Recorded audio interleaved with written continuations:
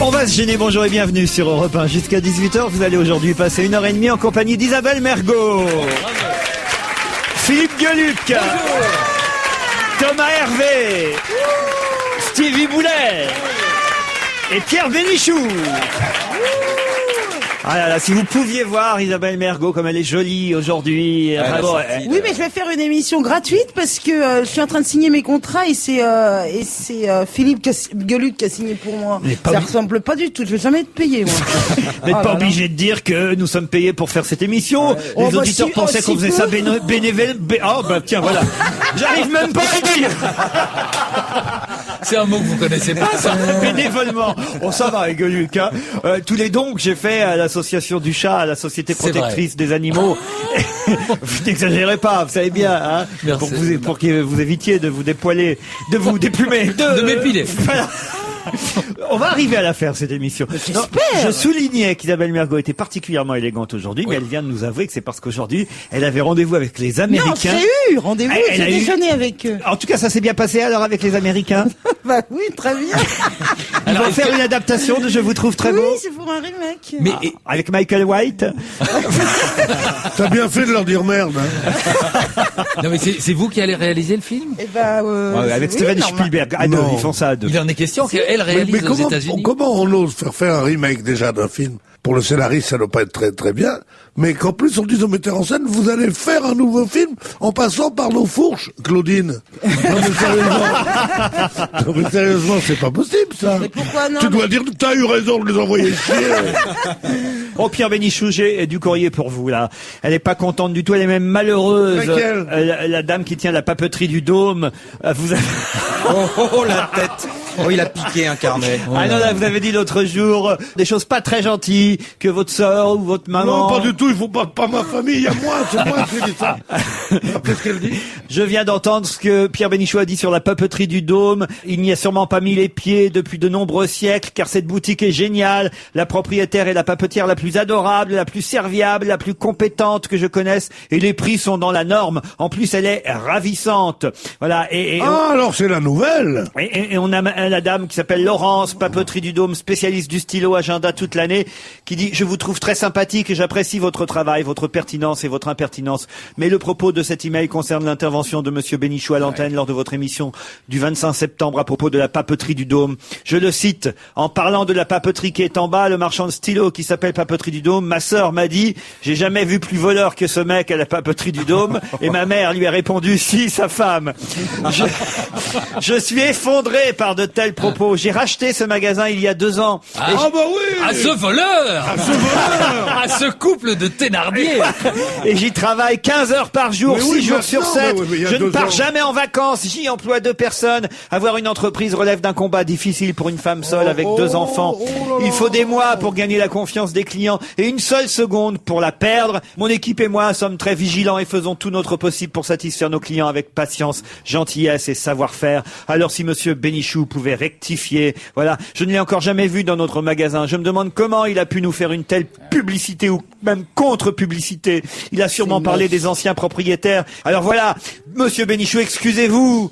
Si, je connais personne de plus ennuyeux que la nouvelle propriétaire de la papeterie du Dôme.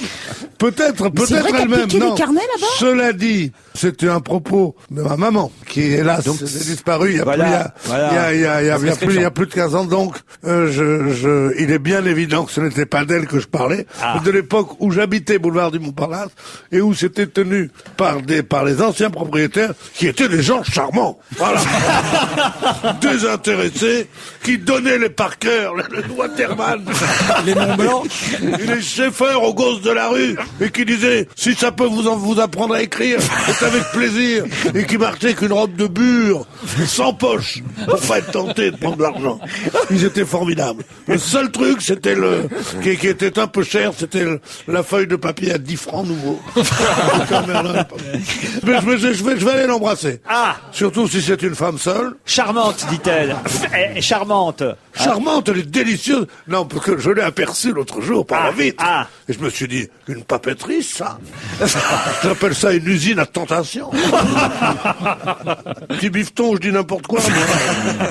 Un petit coup de gueule sur l'émission d'hier. Je suis souvent agacé par les propos de Stevie qui se croit parfois investi de je ne sais quelle mission. Mais j'étais en revanche de son avis quand il nous a raconté qu'il se balade en forêt pendant la période de chasse avec des couleurs claires.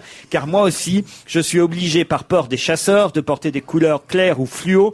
Mieux, je chantonne pour ne pas être prise pour cible par certains chasseurs. Je vous conseille d'en faire autant. Vous vous rendez compte un peu? Ouais. Dimanche, en se promenant, mon fils a ramassé une cartouche non utilisée sur le bord d'un chemin et nous entendons régulièrement des tirs à proximité de notre maison sans respect des distances de sécurité. Pour information, j'habite dans l'Orne. Non, méfiez-vous, on voudrait pas quand même que vous soyez un jour tiré par un chasseur. Ça serait ballot, hein. Bah, franchement, oui. Je manquerais, je suis sûr. Mais moi l'autre jour, j'ai ramassé une cartouche d'encre à la papeterie du Nord. Ils vont tirer dessus au bazooka. Parce qu'ils sont non seulement avares, mais vindicatifs. Non, écoutez, Pierre, on va lâcher. Mais non. Mais d'ailleurs, j'aurais pas dû donner le nom. J'aurais dû dire la papeterie qui est à côté du restaurant Le Dôme. Là, écoutez, on leur fait une pub formidable. Tout le monde va y aller, ne serait-ce que pour voir.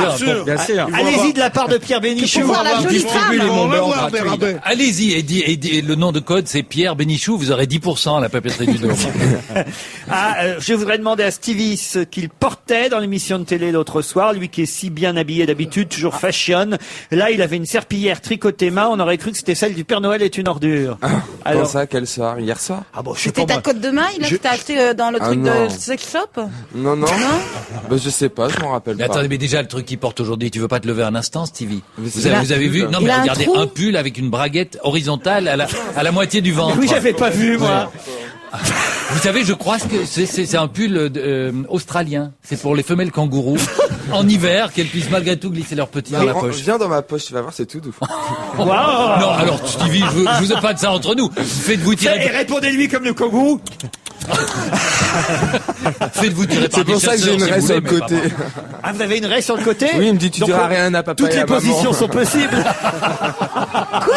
J'ai rien compris. Il y a une raie sur le côté, donc toutes les positions Il sont faudrait possibles. que je réponde à une autre lettre. Ah oui, allez-y Pierre, profitez-en. Lundi 18 septembre, lors de l'émission de Laurent Ruquier, je vous ai entendu dire que les religions font plus de mal que de bien. Âgé de 42 ans, je suis prêtre depuis 6 ans. Je fais 110 enterrements par an et j'accompagne tout seul. L'autre jour, une personne comme j'ai fait avec C'est une limité autre. à 110 de toute Je façon. travaille beaucoup. À sa manière, l'Église fait de belles choses et vit de belles choses. Vous voyez que les croyants se désengagent de toutes les nationalités ou pas. S'ils sont présents en France, il y aura un grand vide. Eh bien, je dois vous dire, monsieur mon père, que si vous ne n'avez rien d'autre à foutre que d'écouter une émission assez vulgaire tous les après-midi à 16h30, eh ben, je retire mon don de la prochaine quête. Voilà. Vous savez comment on appelle la femme du pape? La papette? La papetière. J'aurais d'autres mails pour vous, mais je vais attendre après la pub. Pas tout en même temps. 16h30, 18h, on va se gêner sur Europe 1.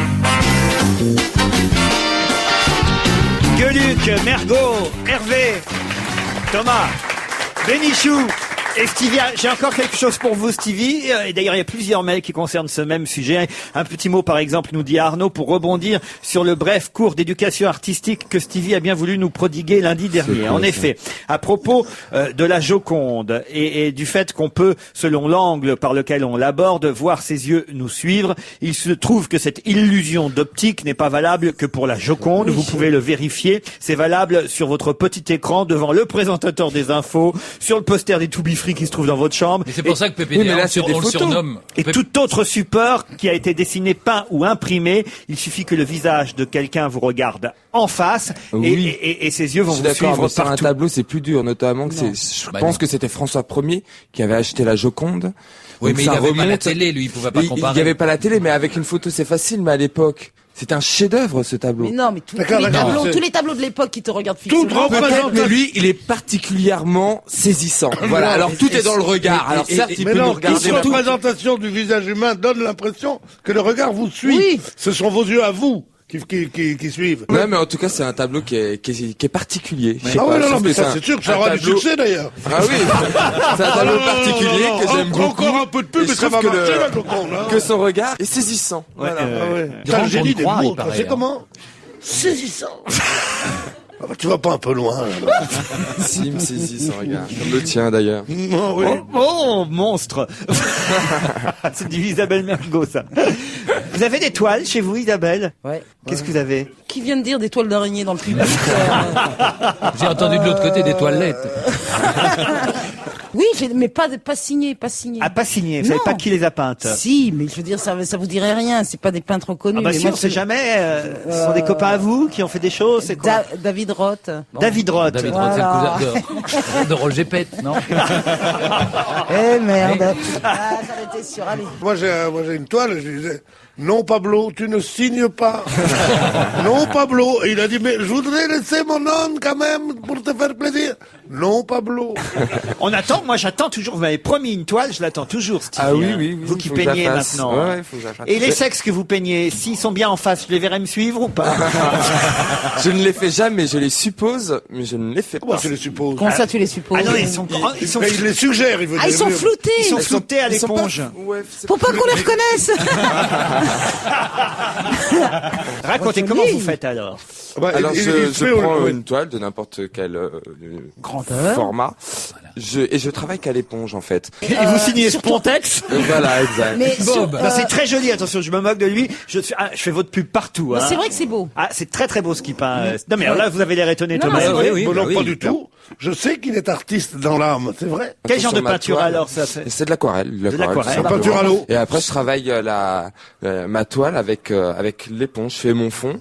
Voilà. Et puis enfin, j'ai commencé à peindre comme ça parce que quand j'étais jeune, j'étais plutôt doué en dessin. Et quand j'ai joué au théâtre, j'ai retrouvé ma prof de dessin. Enfin, quand T'as vu comment il te place le théâtre, le dessin? Mais dans non, la mais phrase. non, mais c'est vrai, ça s'est passé comme ça au théâtre. Il y a pas ma parler prof de du dessin qui est DVD. venue me voir, et voilà, on a renoué. Et puis c'est vrai que quand les autres ils faisaient des trucs plutôt classiques, nous, elle nous donnait des reproductions de Dali ou de Caillebotte à refaire. Et Non, mais en tout cas, moi j'attends ma toile, hein, Stevie. oui, mais j'essaye de vous faire un truc hors norme hein, pour vous remercier Ah de non, tout ce non, que non, vous non, avez non, pu non. m'apporter. Voilà. Ne forçons pas notre talent, nous ne ferions rien avec grâce. Ce Non, qu'il ça- aime chez toi, c'est le tout venant.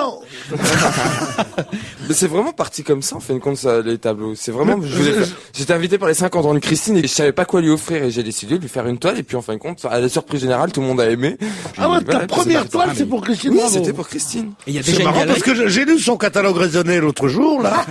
Et il y a pas cette anecdote du début.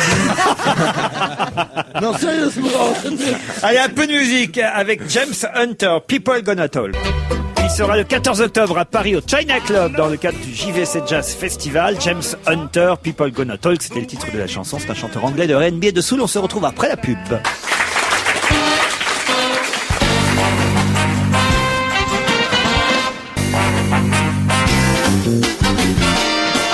On va se gêner. Isabelle Mergo, Stevie Boulet, Pierre Bénichou, Philippe Gueluc, Thomas Hervé. Ah, je suis sûr que c'est Thomas Hervé qui va être le plus brillant sur ce sujet parce que je le sais, c'est un scientifique qui s'intéresse à tout. Il va pouvoir m'expliquer ce que seront ces pompes vertes grâce à Alain Prost qu'on pourra voir bientôt dans Pipe tout. à Beauvais. Quoi Oui, Une pipe à Beauvais. Non, franchement. Ah, Isabelle- une pompe verte. Ah, c'est drôle, ça. Alors c'est quoi ça? De C'est- l'éthanol. C'est le nouveau biocarburant dont tout le monde nous vante les mérites. Hein. Ça y est, on va pouvoir enfin Il rouler paraît que les propre. écolos trouvent que c'est pas si terrible que ça. Non, moi, ce que je voulais savoir, on appelle ça biocarburant, mais est-ce qu'il y a moins de rejets en gaz carbonique et en... Ah oui, oui, bien sûr. bien sûr. Bah, votre père, sans ça, il le mettrait pas. C'est le but même. C'est à la Alors, pourquoi betterave, ils sont- c'est ça? Ils Pourquoi le ils font sont à la pas contents betterave? les écologistes? D'abord, il faut changer de véhicule. Donc ça va faire quand même des frais importants parce que tout le parc de véhicules actuels ne roule pas avec l'éthanol. Si vous mettez de l'essence qui est faite avec du colza dans votre réservoir à l'heure actuelle, la voiture au bout de 2 km, crac, ce Les sera une panne sèche. agriculteurs, eux, sont très contents en revanche, parce qu'évidemment, c'est un nouveau marché qui s'ouvre. En fait, on parle de toutes les terres. On va pouvoir qui sont- continuer à faire de la betterave, le mari. Voilà, c'est ça, qui sont laissés en jachère dans la communauté européenne. La qu'on va pouvoir caricature de récupérer. l'agriculteur. Agriculteurs. Et ils vont s'habiller en cheikh arabe parce qu'ils vont concurrencer le pétrole du Moyen-Orient. Donc, Ils vont rouler en limousine, vous allez voir ça. et non, ben, maintenant, je peux t'appeler l'inspecteur d'Eric. Et maintenant, je vais te dire un truc. Le pétrole qu'ils avaient là-bas dans les pays, là-bas, ça a eu payé. Maintenant, c'est fini, il n'y a que la pétrole. La guerre du Golfe, c'est chez nous qu'on va la faire maintenant. Il y a longtemps quand même que les agriculteurs parlent plus comme ça. On peut demander à Isabelle Mergo de regarder dans son film. Allez, viens me faire une petite pompe verte. Un genou dans l'herbe. Vous achèterez, vous, une voiture à l'éthanol? Bah bien sûr que oui, mais là... Pas à l'éthanol, hein, à l'éthanol. Oui, avec plaisir, j'aime bien, ça me dérange pas les hybrides. Juste une chose, c'est qu'on Quand même, ils ont une petite queue, il paraît. Oh non, écoutez. Non, des prêtres nous écoutent, monsieur. Ils en ont une aussi. Hein. Tout, vous saurez tout sur les hybrides. Alors juste une chose, j'avais lu dans un livre d'un invité que Laurent Averti, dont on a tout essayé, qui disait que pour la consommation en essence uniquement en France, pour pas avoir ça au bio, faudrait cultiver 55 millions d'hectares. Ouais, c'est ça. Le ratio, c'est 3500 contre environ 35. Et les voitures électriques, ça vaut le coup? Les voitures électriques, c'est pas mal. C'est un peu comme les briquets. C'est bien, on peut pas les remplir. Non, moi, ce que j'aime, c'est une bonne bagnole avec un petit jerrycan ou un truc comme ça. Vous n'avez qu'à pas rouler beaucoup si vous n'avez pas d'argent. Vous le prenez juste pour aller voir votre grand-mère et je t'ai apporté un petit pot de beurre. Que tu as une grande auto, mon enfant. Il fait bien le paysan. C'est pour mieux te transporter, machin. Qu'est-ce qu'il abuse, alors, actuellement, il y a des gens qui utilisent, qui mettent du carburant. Si une partie, j'ai entendu l'autre jour à la radio sur cette même antenne, un type qui disait qu'il mettait, je crois, 40%, 35-40% d'huile de colza dans son truc diesel. C'est parce qu'il y a déjà... C'est du colza ou de la betterave, faudrait il y a savoir. tout, il y a Là, c'était colza, du betterave, il y a même de l'huile de friteuse. Il y a de l'huile de friteuse, céleri rémoulade, un yaourt, un café, l'addition. De l'huile de friteuse, vous allez pouvoir rouler gratos en Belgique. Mais il paraît que vous pouvez couper votre carburant avec n'importe quoi, vous roulez quand même. Mais bien sûr. Mais ce qui est formidable, c'est que le jour... Comme disent les toughers, une fois la betterave partie. Alors. Une fois qu'on roulera, on peut pas faire ça actuellement, mais vous roulez avec de la vraie huile de colza, parce que c'est de la vraie huile de colza, comme on utilise pour la mayonnaise. Vous tombez à court d'huile. Tu l'as vous fait allez chercher. au colza, ta mayonnaise? Non. Ah oui, mais je pourrais. Moi, je ne la fais jamais, en tout cas, la mayonnaise. À l'arachide? Moi, je la fais à l'arachide. Au tournesol ou au colza. Mais pas jamais à l'huile d'olive. Oh non. Ces connards qui disent l'huile d'olive, première pression. Moi, j'ai vécu dans l'huile d'olive toute ma vie, je peux te dire. L'huile d'olive, c'est bon. Avec des crudités. Mais cette huile d'olive qu'ils mettent partout, vous avez envie d'avoir la cuisine espagnole des années 50? Avec l'huile d'olive dans le machin? Chez moi, c'est un enfer à la maison. Plus de beurre, un peu d'huile d'olive, apporte le beurre. Essaye l'huile de sésame grillée ou L'huile de quoi? L'huile de sésame grillée. C'est l'huile de quoi? bon. L'huile de Avec coude, une tu salade. devrais essayer, toi. Et ça roule à combien? Ça te connaît pas beaucoup le boulot, toi, hein? Ah, vas-y. Y a plus de... Après travailler, T'as vu la jeunesse aujourd'hui, ça vaut pas le coup de cidre, hein. La jeunesse aujourd'hui, quelle jeunesse? C'est quoi l'huile de sésame grillée? Il y a plein d'huiles pour faire des salades maintenant. Il y a l'huile aux 2 pommes. Pour cuire les rognons, le mieux c'est l'huile de noix. Ah, quelle horreur, j'aime pas les abats. J'ai horreur des abats. Ah, c'est pas possible. C'est pas vrai. Ah ouais, non. Monnaie. Oh là là. Mais un bon tablier de sapeur, ça te dit rien, toi? C'est quoi ça? Spécialité lyonnaise. C'est lyonnais, le tablier de sapeur. Je connais la rosette de Lyon, mais... Les tripes, La rosette de Lyon et le tablier de sapeur, c'est dans quelle caserne? Non, écoutez, si on peut être un peu sérieux dans cette émission, ça nous ferait du bien, Philippe Gueluc. Le tablier de sapeur, ça reproche. Vous roulez, par exemple, vous arrêtez pour faire, moi je dis faire le plein. pour faire le plein de temps en temps. Faire de l'essence. Voilà. Bon, à chaque fois que je dis faire de l'essence, tout le monde me tombe dessus. Tout le monde me tombe dessus. Ah, c'est jamais un beau mec. Ce sont les Parisiens qui disaient faut pas dire faire de l'essence. Bah oui, je fais de l'essence. Bon, Fais de l'essence. bah oui, je fais de l'essence. Et tu fais quoi, T'as toi? pas consulté? Bah, à Paris, ils disent aussi le séchoir. C'est drôle. C'est dans la biche. Que fait ton fiancé? Alors elle dit, il fait dans les diamants, et le père dit quel luxe. Bon, alors vous, quand vous faites de l'essence, vous prenez quoi, Isabelle? Eh ben, comme j'ai 2 voitures, il y en a une petite qui se gare partout, je prends le super sans plomb, et l'autre que vous grosse, tirez derrière, non? Et Vous l'autre les emmenez grosse, pas toutes les deux à la fois. non, et l'autre grosse, c'est un, comment ça s'appelle, diesel. Ah voilà. Voilà. Moi, si j'en ai une petite qui se garde partout et une grosse qui est un peu lente à démarrer. Et que, oui. Non, ce qui est intéressant, évidemment, dans l'éthanol, c'est le prix. 0,80 € le litre, à peu près. Vous imaginez les embouteillages à 5 heures du soir, avec une odeur quand il y aura 2000 voitures, et une odeur de frites dans toutes les villes, ça va être épouvantable. Colza. Pourquoi de frites? Colza. Vous avez un côté professeur Tournesol, vous, Philippe Gueluc? Eh bien, beaucoup de gens me disent ça. Quand j'ai les cheveux les quelques cheveux qui me restent un petit peu longs sur le côté. Et figurez-vous que vous ferez votre voiture, elle s'envolera et vous ferez légère. Ouais, mais figurez-vous que c'est un drame pour moi parce que quand j'étais môme, comme tous les enfants qui lisaient Tintin, moi, dans ma tête, dans mon petit cœur d'enfant, j'étais Tintin. Ouais. Et aujourd'hui, on me dit que je suis Tournesol. Je dirais même plus. Allez, on se retrouve après le flash de 17h. Laurent Ruquier et toute sa bande, jusqu'à 18h sur Europe 1. À vous. C'est la deuxième partie d'On va se gêner avec Philippe Gueluc, Isabelle Mergo, Stevie Boulet, Pierre Bénichou, Thomas Hervé. On parlait des écologistes tout à l'heure. Alors, ils sont pas contents, là, les écolos de Paris. Ils sont jamais contents, les écolos de Paris. Alors, c'est leur métier. Yves Contasso en tête. Vous savez déjà qu'ils se battaient contre les crottins de chevaux la semaine dernière, parce qu'ils trouvent que ça salit trop la capitale, les chevaux de la garde républicaine. Là, ils ne sont pas d'accord avec Bertrand Delanoë à propos du square Marie Trintignant, puisqu'on va donner le nom d'un square à la comédienne décédée. Et ça a été voté, cette décision, par Bertrand Delanoë, avec les voix de l'opposition, les voix de l'UMP, mais en revanche, les écologistes, eux, n'étaient pas pour qu'on donne le nom de la comédienne à ce square. Je sais pas, ils disent on devrait au moins mettre sur la plaque les conditions tragiques du décès de Marie Trintignant. En plus, cette décision s'accompagne d'un ravalement du jardin pour la somme de 130 000 €, alors que le square est très très bien comme ça. Alors évidemment, à l'UMP, on rigole, on dit ils arrivent même pas à s'entendre dans la majorité municipale sur le nom d'un square. Moi, je suis bouleversé par l'histoire de Marie Trintignant.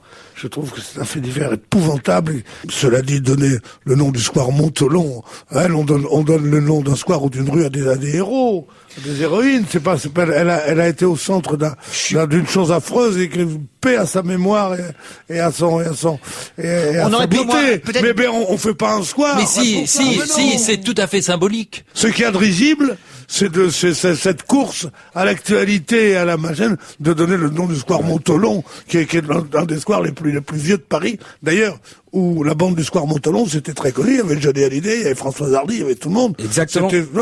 Et d'en faire le square Marie Trintignant, c'est un peu ridicule. Et puis c'est comme le lycée Michel Sardou, c'est grotesque. Enfin. Il y a un lycée Michel Sardou? Oui, monsieur. Il n'y a pas de lycée Michel Sardou. Il y a un lycée Coluche. Ça, oui, peut-être. Bon, alors ça te choque pas? Ça me choque. C'est pas la première fois que Delanoë passe quand même par sa droite pour imposer, vous vous souvenez, la place en face de Notre-Dame, qui a été, voilà. Et ça avait fait grand bruit. Pourquoi? Parce qu'à chaque fois, c'est de nouveau la majorité qui est... Et à chaque fois, surtout, il enfreint la même règle, c'est ce que disent les écolos, le fait qu'on doit attendre normalement 5 ans pour donner le nom d'une personnalité à un lieu public. La place Jean-Paul II, j'étais contre pour des raisons d'anticléricalisme, qui est un des moteurs de mon... Bon, face à Notre-Dame. Mais c'est cohérent. Tandis que Marie Trintignant, il n'y a aucune logique.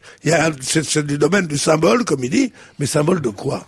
Mais symbole, honorer sa mémoire, c'est une manière de dire voilà les femmes, les autres femmes victimes, les milliers de femmes battues, assassinées par des femmes battues. Voilà. Bien sûr, mais c'est dans ce sens que c'est symbolique. Voilà. Il y a à peu près une dizaine de femmes par mois qui meurent sous les coups de leur mari. Ouais, mais alors du coup, est-ce qu'un square, c'est vraiment le meilleur lieu pour symboliser ça? Alors, il faudrait expliquer cela.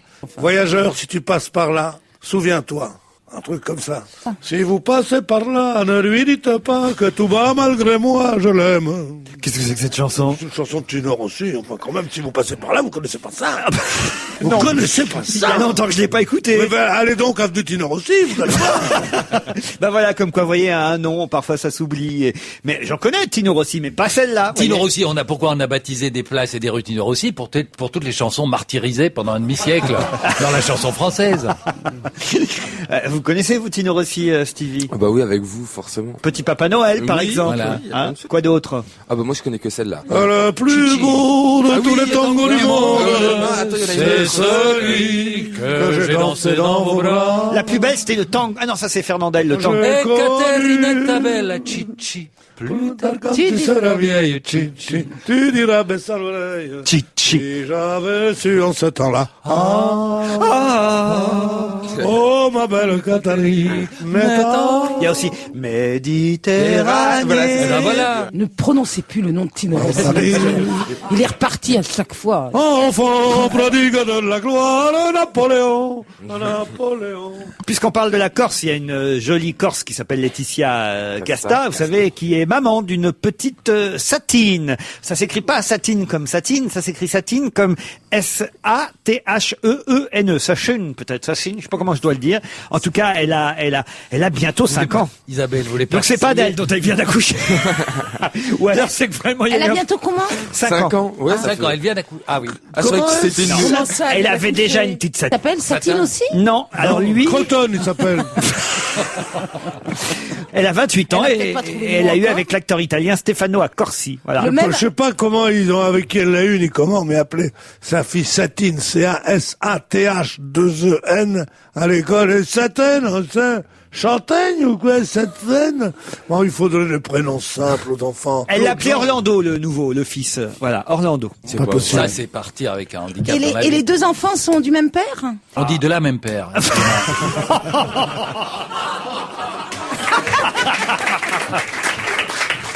L'un n'empêchant pas l'autre, d'ailleurs. Il y a un autre accouchement, mais là, il est plus terrible. C'est Nathalie Getliff, vous savez, cette femme détenue au Canada parce que elle avait enlevé ses enfants des griffes de son mari, qui, selon elle, appartiendrait à une secte là-bas. Et puis, elle a eu un autre enfant dont elle vient d'accoucher d'ailleurs avec un journaliste.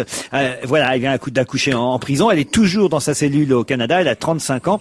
Elle avait fui donc le Canada pour la France en compagnie de ses 2 premiers enfants. Et là, elle était enceinte d'un journaliste qui l'a soutenu, d'ailleurs qu'on a reçu sur notre plateau Oui, bien sûr. Il l'a bien soutenu, hein. la semaine dernière. Elle est bizarre cette affaire, hein, quand même. Évidemment, Oui, mais vous voyez, je ne veux pas dire comme Gérard Miller. Tout de même, je trouve que la chose jugée, n'ayant pas été encore jugée, on n'a pas de commentaire à faire. Et quand vous dites, on l'a arraché aux griffes de son mari, vous dites que le mari a forcément tort. Oui. Alors je ne suis pas sûr qu'il ait forcément tort. c'est ce que j'allais N'est-ce pas dire. Vous Eh ben expliquez oui, bien, pourquoi vous dites Miller. aux griffes de son mari? Ce qui est- Qu'il a arraché à son mari. Ce qui est dégueulasse, c'est que cette femme soit en prison et qu'elle ait accouché en prison parce que ça mérite Bien sûr. de toute façon pas la tôle. C'est dégoûtant. De vouloir partir en plus, avec des cette gosses, chanson mais- qu'ils mais- ont faite. Ma cellule au Canada, elle est cachée au fond des bois. Non, c'est honteux, ça. En plus, elle va même pas profiter de son enfant. On a dû lui arracher, non? On a dû le lui enlever. Très souvent, les détenus ES qui accouchent en prison, on leur laisse leur enfant. Absolument. Et les autres détenus tricotent un petit costume de bagnard, une petite layette de bagnard pour le bébé. Non, non, non, et on c'est lui pas met- un sujet drôle, Et ça. on lui met un petit Non, boulet. non, c'est pas un sujet drôle, mais j'ai eu vent dans des prisons françaises qui, Dieu sait, sont la honte de la France, nos prisons. Où le Pareil que pour traitement. son baptême, il a eu le droit à un bracelet électronique. Et il doit, dans la cour du pénitencier, il doit casser des petits cailloux. Non, non, mais Exact. rien ne vous atteint, vous, hein. Non, c'est vrai qu'on est un peu là pour déconner. Mais moi, je croyais qu'on leur enlevait justement pour pas que l'enfant, qui n'a rien fait, vive dans un milieu. Il a rien fait, il a carcéral. rien fait. C'est quand vous dites rien le matin. croyais. Je suis tatin. Comme la tarte. J'en suis tout retourné. Non, Gueuluc, franchement. Si. Vous êtes fiers de vos jeux de mots à la con, hein? Pas vraiment. Mais c'est pour détendre. Ça n'a qu'une fonction, c'est Non. détendre cette atmosphère un peu tendue. C'est jamais qu'un humoriste animalier, hein. Nouvel album d'Elton John, dont on me dit qu'il refait équipe avec son compagnon des débuts, Bernie Taupin. Voilà, Il revient, le Bernie, hein.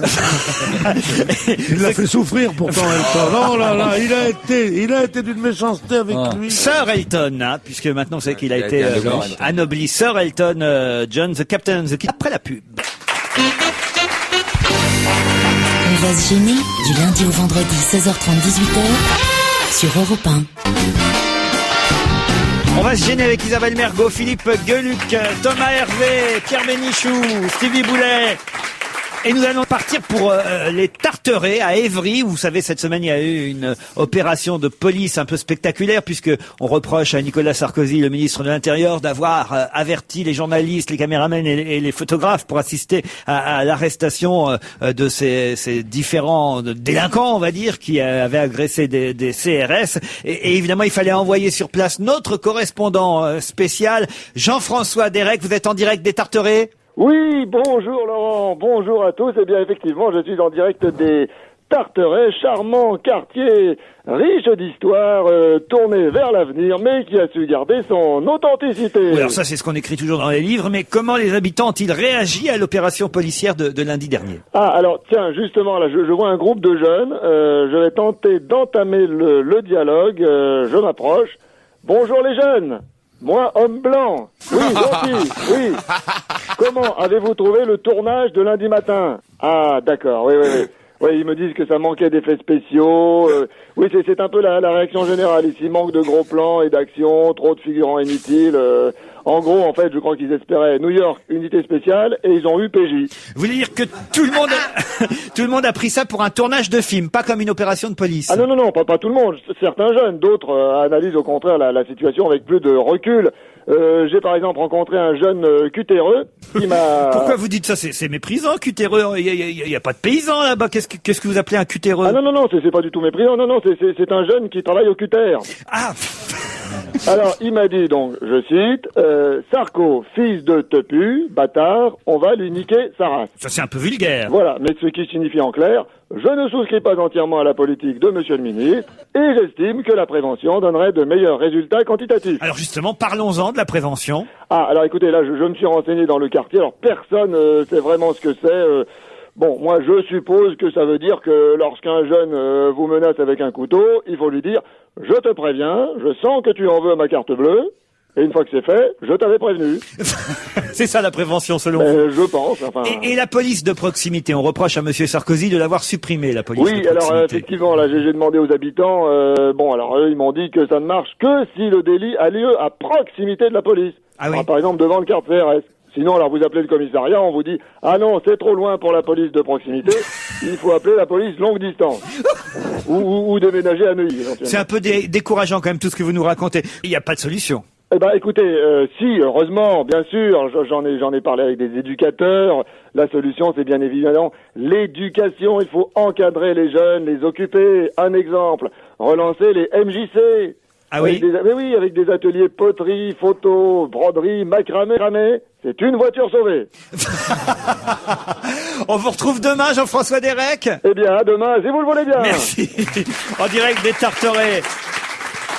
Alors, vous avez vu ce que nous raconte le Canard enchaîné. Nicolas Sarkozy a eu une crise de nerfs face aux policiers qu'il est allé voir à Bobigny le 20 septembre. Nous, on a eu évidemment que l'aspect médiatique et quand il s'en est pris un peu au juge, quand évidemment il a essayé de se justifier. Nicolas Sarkozy, il défendait la police en disant qu'elle faisait son travail et que c'était les juges qui, eux, faisaient pas leur boulot. Mais la véritable version du discours de Sarkozy face aux différents policiers, c'est autre chose. Il paraît qu'il les a injuriés, qui les a traités de connards, c'est quand même de crétins, d'incapables, et c'est les flics qui témoignent. Et bon, il paraît qu'il y a eu un démenti à l'AFP hier soir, mais ça on imagine qu'il a dû être dicté par le commissariat central, mais quand même c'est étonnant. On sent que là, je sais pas, il y a une sorte de tournant dans la com un petit peu, et de Ségolène et de Sarko, c'est que les thèmes qui marchaient, qui fonctionnaient, sont un peu en panne. Là, sur ce coup-là, ses propres troupes, les flics, qui il les engueule. Pourquoi? Tout simplement pour leur dire, attendez, vous êtes malades, des chiffres comme ça, au bout d'un an, que moi j'essaie de faire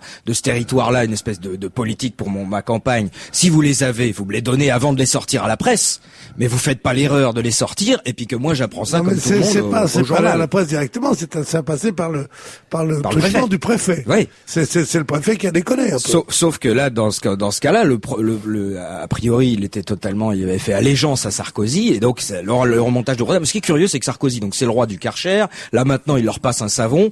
C'est pas un président de la République, c'est un technicien de surface. C'est joli. Non mais alors, le Figaro, quand même normalement soutient évidemment Nicolas Sarkozy, parle même de cette affaire, la colère de Sarkozy contre les policiers de Bobigny. Alors là, les policiers interrogés démentent les insultes de crétins, connards ou d'incapables rapportées par le Canard enchaîné, mais disent quand même que c'était assez hard. Le ministre était très excité et énervé par la publication de la note du préfet. Il nous a dit « Vous me trouvez en colère, je suis plus que ça ». Parce que les insultes, après le ton monte. remonte, et il paraît que c'est quand il a voulu mettre le feu à leur véhicule que là ils se sont... Nicolas Sarkozy, parce qu'en coulisses, ça se prépare, évidemment tout ça. Qui sera à Matignon? Qui sera ministre de quoi? Il y aurait 4 femmes déjà qui seraient pressenties dans le gouvernement Sarkozy au cas où il gagnerait l'Élysée. Roselyne Bachelot, qui a fait tout pour. Moi, je la trouve formidable. Ah ouais, si j'adore. Marrante, physiquement. Ouais, sympathique en plus. Valérie Pécresse, qui est porte-parole de l'UMP. Nathalie Kosciusko-Morizet, voilà, députée de l'Essonne. Et alors, c'est l'ambassadeur de France. Alors, ce qui est intéressant, c'est ce qu'on nous dit sur Matignon. Qui aurait Matignon si Sarko était président? Alors, on parle évidemment beaucoup de François Fillon, mais c'est pas sûr. Pour l'instant, il est le favori. Mais on parle aussi de Michel Alliot-Marie. Éventuellement même de Douste Blazy, si Sarkozy voulait un mou qui ne lui fasse pas d'ombre, dit-on. Vous vous rendez compte un peu, c'est gentil pour Douste Blazy, il va être content. Ouais, de toute façon, on ne saura jamais. Douste Blazy, parce que je ne vois pas Douste Blazy arriver en Matignon en disant oh, je suis là surtout parce qu'il a voulu un mou qui ne lui fait pas d'ombre. donc ça reste du commentaire. Et on nous parle de François Bayrou aussi. Nicolas Sarkozy dit on prendra peut-être François Bayrou. Et Borloo, s'il fait plus de 10%, on prendra Bayrou. Et Borloo, non, il est pas cité parce que c'était quand même la caution sociale. Est cité aussi. La caution sociale. Ou Stevie, ils disent aussi. Non, mais ce qui est hallucinant, c'est que Douste Blazy, c'est quelqu'un de tout à fait respectable. Mais je n'arrive toujours pas à concevoir, et ça, on est le seul pays au monde à avoir ça, un ministre des Affaires étrangères qui ne parle pas anglais.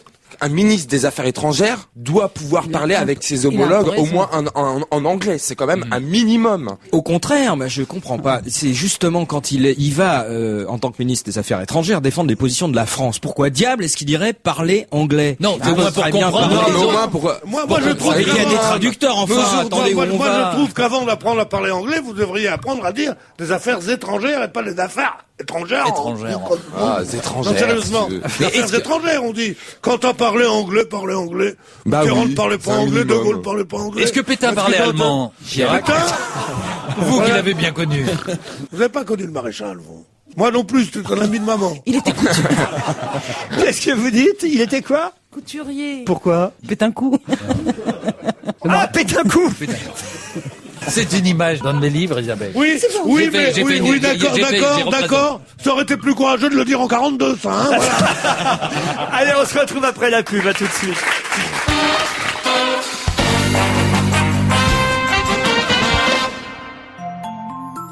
Les rendus. Stevie Boulet, Philippe Gueluc, Pierre Bénichou, Isabelle Mergot, Thomas Hervé. Parlons quand même du voyage de Ségolène Royal à Dakar, sur les traces de Nicolas Sarkozy, qui lui a grillé la politesse. Vous savez qu'il a avancé son voyage pour arriver là-bas avant elle. C'est quasiment le Paris-Dakar, cette affaire-là. Oui, c'est un peu comme Stanley qui était parti à la recherche de Livingstone. Alors, sauf que Ségolène est allée, elle, dans les quartiers pauvres, il paraît, avec ses petits talons aiguilles dans la boue. C'était très joli à voir, et que la population sénégalaise a manifestement apprécié sa visite auprès du peuple, alors que Nicolas Sarkozy, c'est vrai, est resté 6 heures seulement sur place. C'est marrant. Vous dites, sur ces petits talons aiguilles. Moi aussi, ça m'a c'est pas gentil de dire ça. Gentil, voilà. C'est une femme qui ne porte pas des patogas, mais des escarpins, parce que c'est. Il y avait rien de péjoratif. Et Dieu sait qu'on peut l'attaquer sur beaucoup de choses, mais pas sur son physique, elle est ravissante. Mais je l'attaque pas du tout sur son physique. Vous n'aimez pas les femmes. Au contraire. Non, alors là, on me reproche même d'être trop ségoliste dans cette émission. Alors franchement, sur le coup, quand même, c'est terrible. Elle vient à Dakar pour un petit peu parler de la population de Dakar, quand elle parle des problèmes de Dakar. Ok. Et résultat des courses, c'est pas du tout ce qui est sorti dans la presse. Ce qui est sorti dans la presse, c'est qu'elle était à Dakar et qu'elle a fait une grande sortie en disant: attention, il se passe à Paris des choses on est en train de mettre en branle, si je puis dire, la machine à perdre. À gauche, on fait tout pour casser la candidature de quelqu'un qui pourrait. Il faut la comprendre quand même. Le résultat des courses, c'est que, au lieu d'avoir, je dirais, Dakar, redis Dakar, j'adore quand tu dis Dakar. Dakar. J'étais à Dakar. On a eu Dakar-Paris. C'est-à-dire que le voyage là-bas pour toutes les causes qu'elle l'avait fait et ce qui était supposé quand même qu'on puisse apprendre un petit peu la vie des gens qui vivent là-bas, c'est passé complètement sous silence. Vous exagérez parce que c'est honteux, parce que, en effet, ce sont les journalistes français intéressés uniquement par la politique franco-française, n'ont pris dans son discours que les petites phrases qu'elle a dit sur la France, et ils ont laissé tomber l'essentiel du discours qui devait être. C'est pas tout à fait vrai. Si vous lisez la presse ce matin, il y a un compte rendu dans le détail de tout son voyage, et c'est seulement à la fin. C'est plus les radios ce matin qui évidemment les radios, les télés, tout le monde la phrase de Ségolène, et en même temps, il faut la comprendre. Elle est là-bas à Dakar, pendant qu'à Paris, les autres candidats socialistes se rencontrent et décident d'un peu comment va se passer la campagne. Elle déclare exactement, on va dire quand même ses propos pour ceux qui ne les auraient pas entendus. On les a entendus sur Europe ce matin. Elle a déclaré « Je suis la seule à avoir gardé de la dignité au débat. J'entends déjà des contestations. C'est un spectacle qui ne fait pas plaisir aux militants. C'est à se demander si certains n'ont pas envie de perdre, si la machine à perdre n'est pas déjà lancée. » En revanche, c'est en train de se tramer quelque chose d'assez terrible pour eux, pour leur couple. C'est que ce qui se dit quand même dans les coulisses du Parti socialiste aujourd'hui, c'est que le seul espoir, ce serait son mari. Ce serait François Hollande. Et là, il va y avoir vraiment un moment donné assez tendu au sein du couple. Enfin, je sais pas comment il va, je sais pas qui va garder les enfants, ce que disait Emmanueli, mais... Moi, ça me fait rire. Pardon, mais j'entends dire depuis des mois, qu'est-ce qu'il va faire, ce pauvre Hollande, si Ségolène Royal Non, là, il est appelé. Attention, c'est plus du tout ce pauvre Hollande. Mais il sera jamais candidat. Ah, mais attendez, alors c'est pas du tout ce qu'il a déclaré. Vous rigolez. Alors, prenons date aujourd'hui. Vous mettez une bouteille de champagne là-dessus. Moi, je vous dis que c'est pas du tout déclaré qu'il soit pas candidat et qu'aujourd'hui, c'est l'ultime recours. Pourquoi ? Parce que c'est le seul candidat qui justement va réunir et apaiser les tensions. C'était le rôle qui était normalement dévolu à Lionel Jospin, et comme personne l'a appelé et que son téléphone est encore... résultat des courses, je peux vous assurer que c'est pas du tout une candidature comme ça. Non, mais si Ségolène Royal est la candidate et si elle gagnait à l'Élysée, j'entends tous les commentaires dire « Oui, alors vous comprenez, ce pauvre Hollande, ça va être terrible pour lui d'être en quelque sorte un peu première dame de France ou premier homme de France. » Franchement, il y a pire comme vie que de vivre dans le palais de l'Élysée, de pouvoir faire des voyages avec sa gonzesse partout dans le monde. Gratuit. Je veux dire, franchement. Parce qu'ils ont leur chambre à Versailles. Et de rester dans l'histoire. Parce que ça va être tout de même vachement, je veux dire, c'est un type vachement intelligent. En plus, il pourra la conseiller à table de temps en temps. Oui, c'est vrai, il va être nourri logé, puis il voyagera à l'œil. Mais quand même, il avait quand même comme objectif et comme ambition d'être le premier des Français. Ce serait quand même un sacré retournement que ce soit le contraire et que vous ayez François Hollande qui prenne comme Premier ministre, par exemple, Ségolène Royal. Ah non, mais ça, c'est impossible. C'est impossible, mais pour l'instant, la situation, elle est là. Et pourquoi pas les enfants, alors à la défense nationale, à l'éducation et au sport. Non, mais ça serait bien quand même. Ségolène Royal qui est à Matignon, et lui qui est à l'Élysée, il téléphone le matin. Qu'est-ce que tu leur fais à manger, toi? Moi, à l'Élysée, aller à Matignon, c'est très simple. C'est une bonne grillade. Bon, en tout cas, ce qui fout la trouille, c'est que dans tous les journaux depuis ce matin, on nous dit que Le Pen n'avait jamais eu des scores aussi bons dans les sondage, que l'hypothèse de Le Pen au deuxième tour est toujours aussi forte. Moi, je crois pas que c'est une bonne solution, moi, quand même. En tout cas, pas finale. Et c'est cette hypothèse-là qui, justement, fait dire aujourd'hui aux hiérarques du PS que c'est pas Ségolène Royal qui est là pour un petit peu rameuter tout le camp. Elle divise beaucoup. Elle a donné quand même pas mal de gages à droite. Il y a eu l'histoire des casernes, il y a eu la carte scolaire, il y a eu etc. Donc elle donne des gages. C'est sûr qu'avec Jospin, on est garanti qu'il n'y aura pas Le Pen au deuxième tour. C'est con ce que vous dites, Thomas Hervé, franchement. Non, pas du tout. Franchement. C'est pas du tout con ce que dit Thomas Hervé d'abord, parce que c'est parce que justement Jospin, comme Ségolène Royal cette fois-ci, vous vous souvenez que Jospin avait dit mon programme n'est pas socialiste, et qu'il a cru qu'en faisant ça, il gagnerait des voix à droite. C'est ma grande idée, ça. Et qu'il n'a pas gagné une voix à droite, il en a perdu beaucoup à gauche, qui sont allés sur Chabirat, sur Chevènement, sur machin, et c'est ça qui est sur les Verts, et c'est ça qui l'a fait perdre. Elle fait exactement la même faute que Jospin. Qui est une politique de second tour, c'est-à-dire que on va aller chasser à droite. Je suis absolument pas d'accord avec vous. Au contraire, je pense que sérieusement, elle semble fédérer pour l'instant des gens de la gauche comme Arnaud Montebourg et les gens du comment ça s'appelle NPS. Le NPS. Pierre Mauroy, qui est quand même, je crois, si ma mémoire est bonne, a été un des premiers ministres beaucoup plus à gauche de tous les premiers ministres qu'a eu François Mitterrand, beaucoup plus à gauche que peut-être Laurent Fabius, lui, peut l'être aujourd'hui. Donc je trouve que votre analyse, franchement, le clan de l'île de Ré, là, Thomas Hervé et Pierre Bénichou, je les vois bien vos manœuvres. Mais revenons quelques instants en arrière. On parlait de Le Pen. Vous avez observé comme il ne dit rien, comme il se tait, comme il laisse tous les autres. Jean-Marie, non, mais c'est impressionnant. Pierre Bénichou, ce qui vous embête, c'est que ce soit une femme éventuellement. Mais si, je vois bien. Je trouve que c'est un mauvais symbole, justement, de la lutte féministe et tout ça. C'est pas du tout un bon symbole. Et je trouve que c'est un peu tôt. Elle est charmante, elle est intelligente, elle est jolie, elle a tout ce qu'on veut. Je ne pense pas qu'elle réunisse assez d'éléments positifs pour que les Français votent pour elle en majorité. Je suis très content d'entendre Pierre Bénichou et Thomas Hervé la critiquer autant parce que je pense que vous lui avez en 2 minutes accordé encore plus de voix qu'elle en avait avant que vous parliez. On se retrouve après la pub.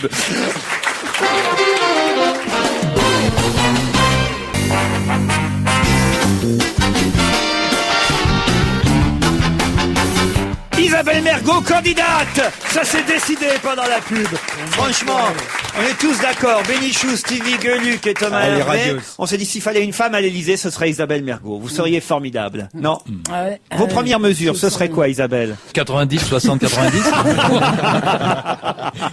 Serge Liado nous attend au téléphone, il s'impatiente. Bonjour Serge. Bonjour à tous, bonjour Laurent. Pour les résultats de notre quiz musical, c'est qu'hier on a lancé évidemment un long quiz, parce qu'il y a quand même 12 chanteurs à trouver, et vous aviez utilisé toutes les chansons, pas toutes, mais une partie de chansons en tout cas, dans lesquelles on trouvait les verbes partir, aller, revenir, et c'est vrai que dans la chanson française, ces verbes sont très très souvent utilisés. On va réécouter votre petit quiz, si vous le voulez bien. Quelques noms avaient déjà été soufflés par les chroniqueurs d'hier, mais il en manquait 2 ou 3. On va voir si nos auditeurs ont été plus perspicaces. Où tu t'en vas comme ça? Je pars, mais je reviens et je m'en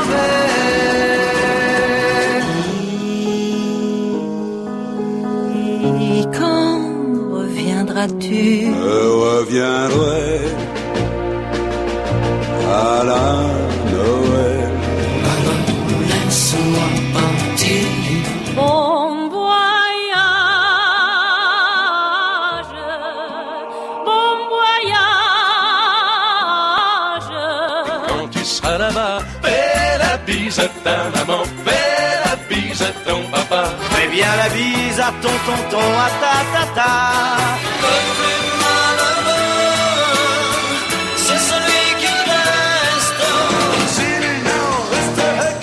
Je serai celui-là.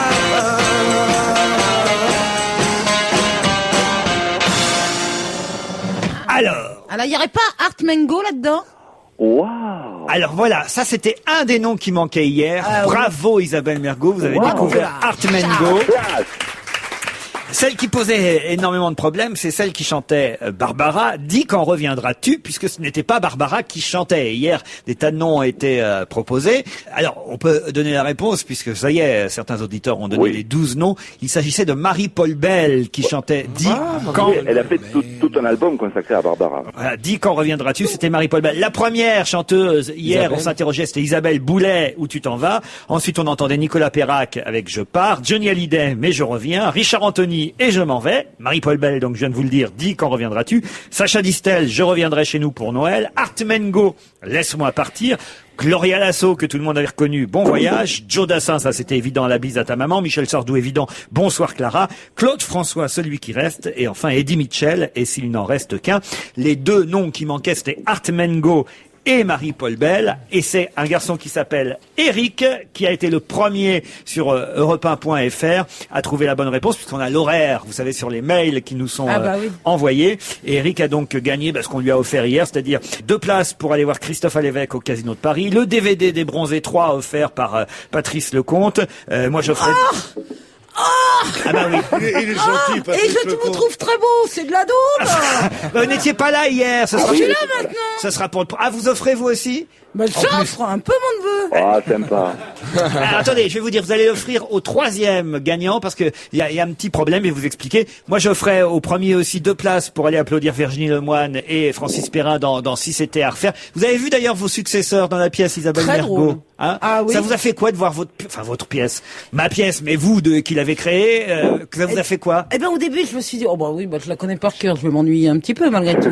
Et pas du tout, je suis rentrée dedans, mais j'étais à côté de vous et je me suis bien marrée. Et surtout, j'ai vu pour la première fois Laurence Badi, parce que j'ai toujours joué avec elle, et elle est à mourir de rire. Hein. Alors le gagnant c'est Eric. On va offrir, parce que Art Mengo qui écoute l'émission tous les jours. Il l'écoute? Oui. Alors je peux passer un message personnel? Ah oui, allez-y. Je l'adore. C'est pas vrai. Ah, j'adore tous ces disques. Isabelle, tu es invité, comme toute l'équipe d'ailleurs, au spectacle de Armengo à l'Olympia. Et il a dit qu'il offrait lui aussi 2 places au premier auditeur qui trouverait les 12 interprètes. Alors ce qu'on va faire, c'est qu'on va offrir les 2 places pour Armengo au deuxième auditeur, parce que ça me paraît logique. Alors, et ma copine, elle passe en dernier, alors? Une vraie consolation. Et alors il y en a un troisième qui a trouvé tous les noms, mais pas dans l'ordre. Alors à celui-là, on va offrir le DVD de Je vous trouve très beau. Bah oui, c'est sa punition. Est-ce que vous avez une chanson flash? Oui, j'ai une chanson flash. Vous savez que M. Chirac donc a décidé de revaloriser les pensions des anciens combattants après avoir vu le film Indigène. Exact. Donc là, ça prouve l'importance du cinéma en ce moment. C'est parce qu'ils ont servi la France, ces indigènes en combattant, il y a plus de 60 ans, que la France aujourd'hui elle pense à leur pension, il était temps. Les injustices, les souffrances, il ne les voit notre président que quand on les porte à l'écran. Faut-il pour qu'elle aille mieux la France qu'il se fasse une toile de temps en temps? C'est joli, Serge Liado, bravo. Très joli, on vous retrouve demain à la même heure. À demain.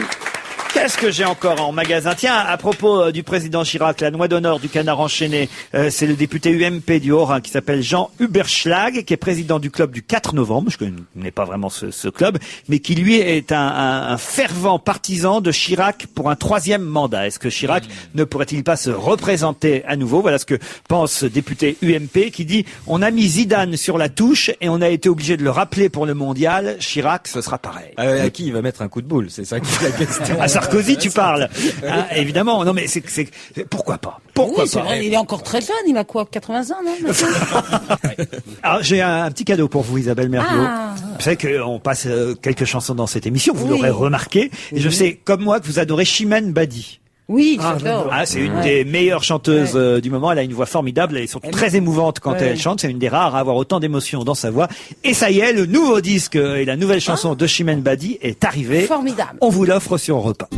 Tellement beau, c'est presque un hommage à votre film. En plus, ça s'appelle Tellement beau. C'est la nouvelle chanson de Chimène Badi. Et son nouvel album sortira le 27 novembre. Il faudra patienter un peu.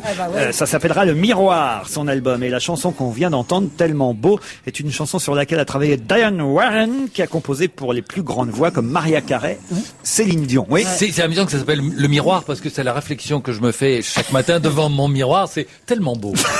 On se retrouve après la pub. À tout de suite.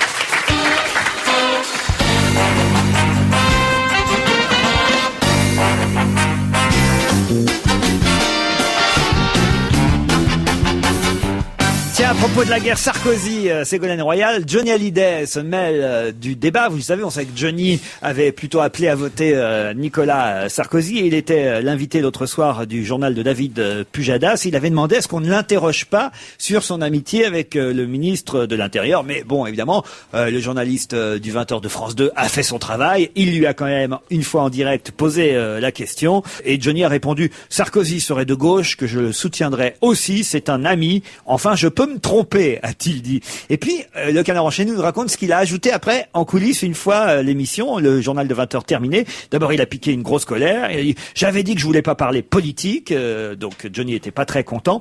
Et puis, un peu plus tard, il a commencé à discuter avec les gens de la chaîne. Et puis, il a dit « J'ai croisé Ségolène, tiens, l'autre jour, à la première de la pièce de Jean Reno au théâtre Édouard VII, dirigé par Bernard Murat, un ami du couple François Hollande-Ségolène Royal, nous précise le Canard enchaîné. Et là, Johnny dit « Ségolène, c'est une belle femme, elle a du chien, elle a un super sourire, si ça se trouve, je voterai pour elle. » Il est incroyable ce Johnny quand même. Voilà. Oui. Il est très représentatif. J'ai aussi des nouvelles de Paris Hilton. Ça vous intéresse. Comment elle va? Elle était un peu pâtée. Elle est allée à Munich à la fête de la bière. Oula.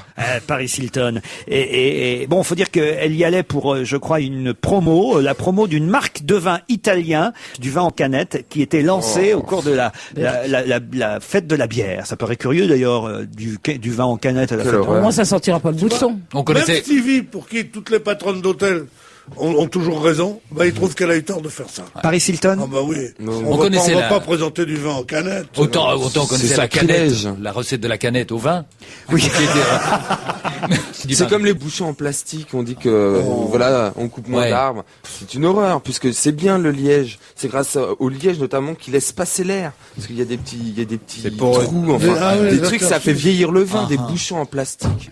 Non mais où on va? Mais quand j'entends ça. Et le fromage de chèvre, c'était bien avec la paille dedans là. Tu vois, ça aussi c'était bien. Mais on voit la paille de la Commission européenne a dit mais non, c'est pas hygiénique de la paille dans le fromage de chèvre, mais tu vois pas la poutre dans l'œil du berger. Dans l'œil du berger. En revanche, la poutre du berger dans le cul de la chèvre. la paille dans le fromage de chèvre. Dites-moi, Stevie, vous qui la connaissez bien, quand Paris Hilton descend, elle va dans quel hôtel? Au Plaza Athénée. Mais pourquoi elle va pas au Hilton? Pourquoi elle va pas Hilton? Écoute, je sais pas. Et moi, je l'ai croisé, j'avais déjà raconté. J'ai mon concierge, monsieur Martinez. Il descend jamais au Martinez. À Cannes. Elle est complètement cinglée, cette femme. Ah oui. Et j'ai pris l'ascenseur, justement, avec Martha pour aller boire un verre. Et je prends l'ascenseur avec Paris Hilton et Martha Barrière. Je sais pas si tu vois, c'est juste énorme. Il fallait pas qu'il y ait un accident situation. Non, mais ouais, c'est génial. Attends, t'imagines, moi, le petit Stevie Dimanche, dans l'ascenseur. Et tu imagines, tu es dans l'ascenseur et tu t'arrêtes au deuxième, et qui entre? Monsieur Otis et Monsieur Schindler. Non, il y a le liftier qui rentre et elle lui dit oui, moi aussi. Bon, enfin voilà. Non, mais c'est une belle anecdote, Steve. Ouais, mais c'est vraiment une pétasse, quoi. Mais... Oh non, tu peux pas dire ça. De Madame Barrière? Mais non, ça va pas. Ah bon, vous parlez Paris. Elle m'a téma, mais de la tête. Elle m'a quoi? Elle m'a regardé, pardon. Maté, Pierre, Théma. Bah, bien sûr, elle m'a téma, je connais ça, elle t'a téma. Tu sais pourquoi elle t'a téma? Elle a dit, putain, avec tous les hôtels qu'elle a, elle peut se taper que ça, elle a dit en parlant de... Quand même, une gonzesse qui possède le tonil et qui va aux aplats, moi je trouve ça... J'étais joyeux, là, Pierre, je suis déprimé depuis ce matin. Qu'est-ce qu'il y a, chérie? Ah bon, c'est une déclaration de Rupert... Excusez-moi, vous étiez joyeux et vous voilà simplé. Vous savez, l'acteur Rupert Everett, l'acteur gay qui on l'appelle Rupert vrai. Et alors, il est célibataire, il a 47 ans, il dit « Je suis malheureusement célibataire, personne ne veut de moi. » Et il dit, ça c'est très intéressant, « Être gay, c'est comme être une femme, on devient invisible dès qu'on a passé 42 ans. » Non mais rendez compte ça, 42 ans c'est fini, 43 ans. Ah oui, moi j'ai arrêté à 43 ans, je suis devenu hétéro, moi. Mais il a peut-être raison, hein, c'est ça le pire. 42 ans, mais tu te fais du mal. Pas assez.